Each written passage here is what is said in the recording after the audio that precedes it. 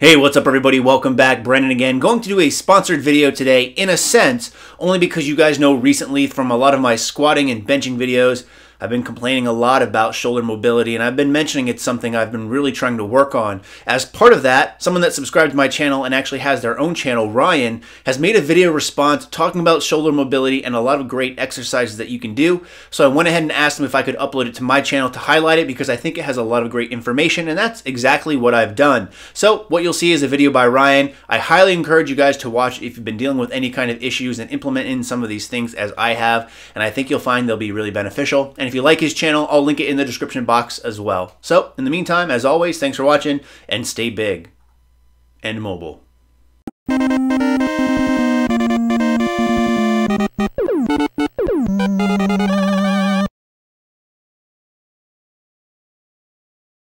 In a video that Brandon Campbell made, he talked about having some shoulder issues and some wrist flexibility problems during a back squat. And I wanted to go over kind of some mobility stuff that he can do to kind of help improve himself. This is a video for you, Mr. Brandon Campbell. And I wanted to just kind of show you kind of my take on trying to improve your shoulder mobility. So I wanted to go over what you can do to kind of help improve that position. And one of the main things that cause that issue in the shoulder is not having enough external rotation, being able to do this. So a lot of people, for some people, it can be easy just to be here. But you can see, if I open up my posture really tall and I externally rotate my palms, you can see how my wrist is basically can't get past my shoulder. I can force it in there if I have a bar, or I move my, if I move my hand out. I don't know if the angle of the camera is going to do this well. I can basically kind of move around my problem. You can see how I can get a little bit further back if I do that. But really what you want to be able to do is get underneath the bar and then come in. That would be ideal.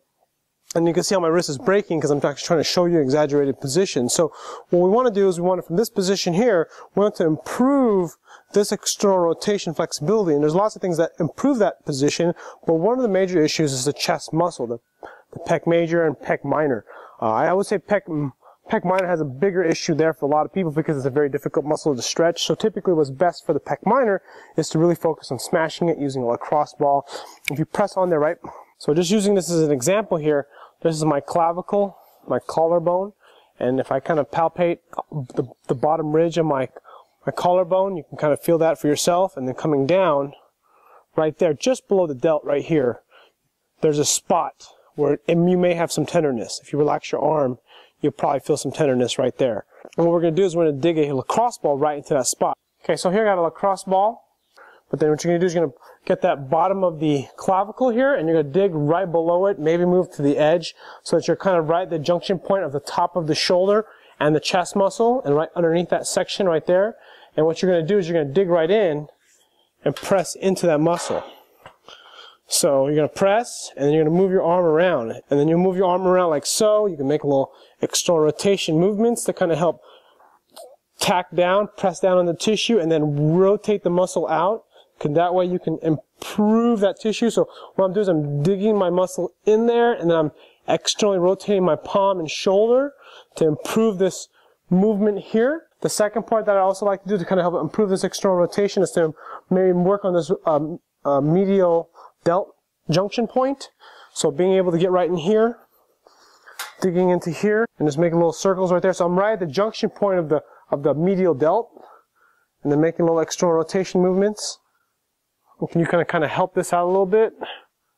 Okay, now after you're done really smashing and crushing that pec minor and a little bit of that pec major and the delt, you allow the tissue to have a little bit more freedom to be stretched. So now that the tissue can move a little bit more freely, now we can try our best to mobilize it by using the bands and the PVC pipe. So here's one of my kind of go-to stretches that works really good, is you just kind of get in this little samurai position, like you're going to pull a sword out of your back, like Leonardo, right? And what you're going to do from this position here, my right arm here is going to push down while I sit on this wrist, so that way I can stretch out this external rotator. At the same time as I do this, remember that a big part of the back squat of holding on your back is also your neck and shoulder complex, because all this stuff here is connected. So what you're going to want to do as you stretch out, you push down on here, and as you do this, you're going to kind of tilt your head to the side and look up towards the ceiling. That way you can get those muscles of your scalene, your neck muscles, So that way it makes it a little bit easier when you're in this back squat position. You're able to squeeze the shoulder blade back a little bit higher and tighter to keep a better position so that you don't have to break here at the wrist or lose this neutral position at the wrist. Another good one too is you can try doing this external rotation torque where you hold the position here at the forearm, so you kind of hold it here in the pinky. What this will do is will help you get better external rotation, so you're rotating. So you can see how on my palm like this, I put the PVC pipe on this side here. I kind of grab here with my pinky or my palm, and I'm going to pull this way with my bottom arm here to get this external rotation. This kind of helps improve this external rotation position. And this next one, this works pretty good. It's just holding it as if it were a back squat. You know, let it sit here on the forearms, or the wrists, the top of the forearm, maybe on the base of the palm would be ideal. Like typically right here will not be good because you'll end up breaking at the wrist. So you want to kind of slide it down on your rear delts. Squeeze those shoulder blades really tight together very firmly. And you can just sit here for a little while, maybe 3 to 4 minutes. Maybe if you're watching a movie, this will be perfect to do. This will really help a lot. You know, that's a great idea. Do this while watching a movie. If once you get flexible enough, you can hold right here wide. And what you can do to kind of activate those upper back muscles a little bit better is to do like a Klokov press, where you're basically trying to pull the bar apart like this, or the PVC pipe apart, and you're pushing up above your head, and then coming down, going up, and then going down. And this will kind of help create and improve this external rotation position. So I'm stretching here, coming down, stretching here, and then coming down.